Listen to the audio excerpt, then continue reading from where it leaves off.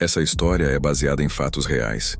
E quando terminar de ouvir, talvez você nunca mais olhe para um caixão do mesmo jeito. O caso aconteceu no interior de Minas Gerais, em 1983, e foi registrado nos jornais da época. Mas o que eles não contaram é o que veio depois. Ana era professora de uma pequena escola rural.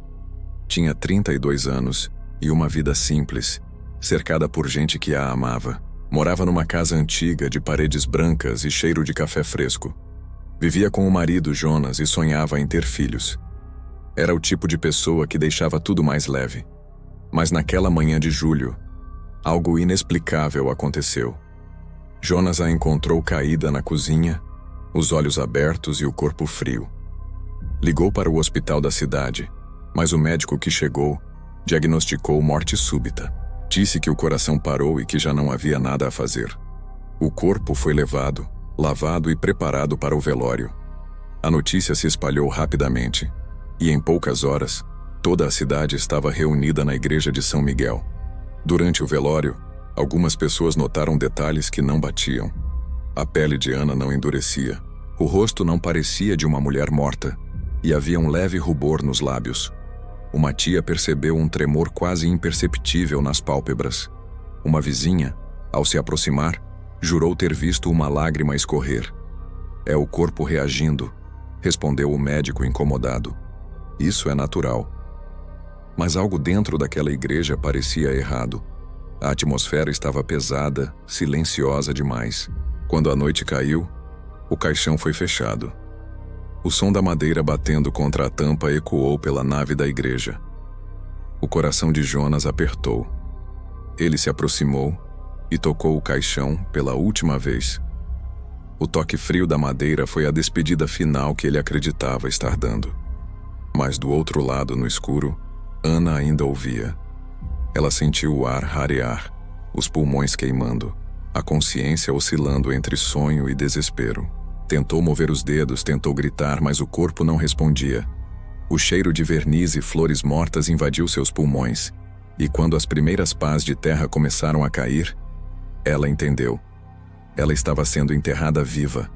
Lá fora, a chuva fina caía sobre as cruzes.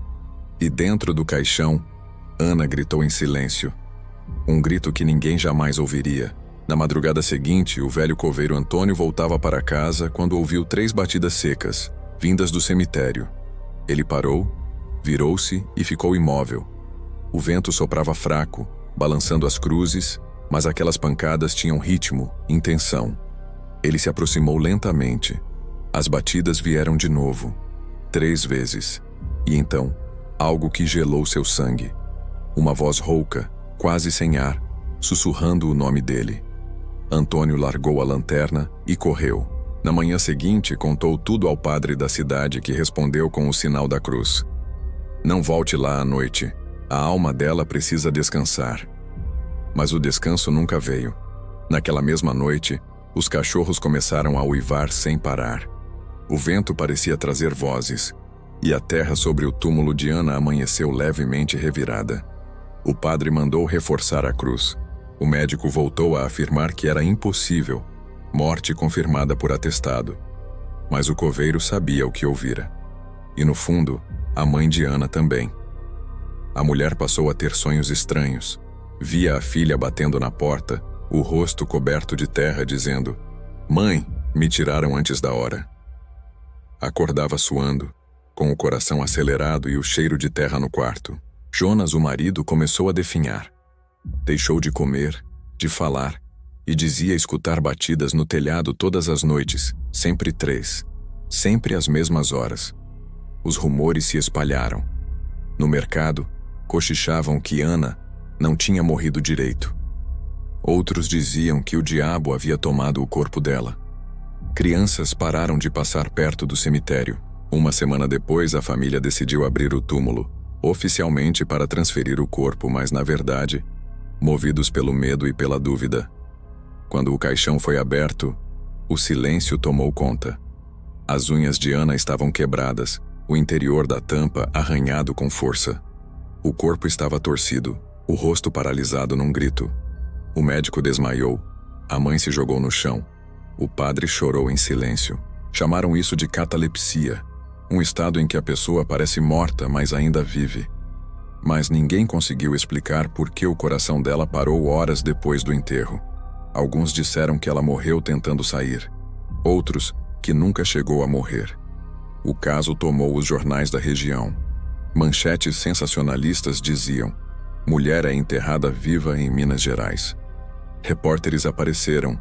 Fotógrafos tiraram imagens do túmulo e da igreja. Mas logo o interesse diminuiu. A cidade voltou ao silêncio e o cemitério de São Miguel retomou sua rotina de sempre, até que o coveiro Antônio desapareceu. Encontraram sua lanterna caída perto do túmulo de Ana, ainda acesa.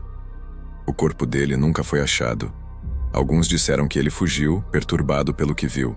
Outros, que algo o levou. Desde então, moradores juram ver uma mulher vestida de branco caminhando entre as lápides. O chão parece se mover sob os pés de quem passa.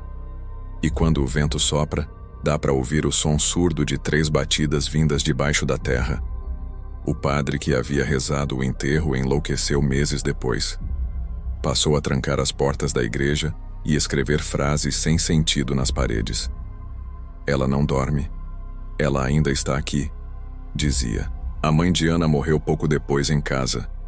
A vizinha que vira a lágrima foi encontrada desmaiada em frente ao cemitério, repetindo.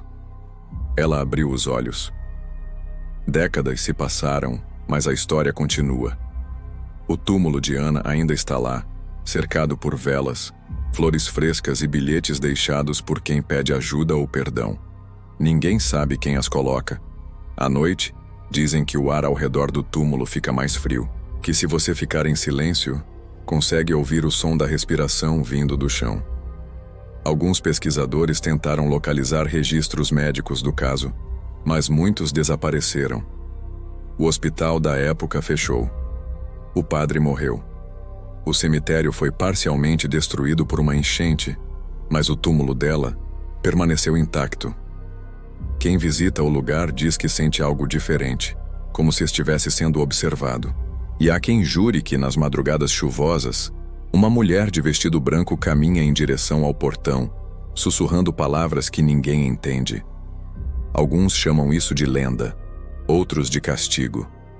Mas os que moram ali, perto do cemitério de São Miguel, têm outra certeza. Ana nunca descansou. E se essa história te parece apenas um conto de terror, lembre-se, existem fotos, jornais e testemunhos reais. A dúvida continua viva, assim como talvez ela. Não esqueça de se inscrever no canal e ativar o sininho de notificações.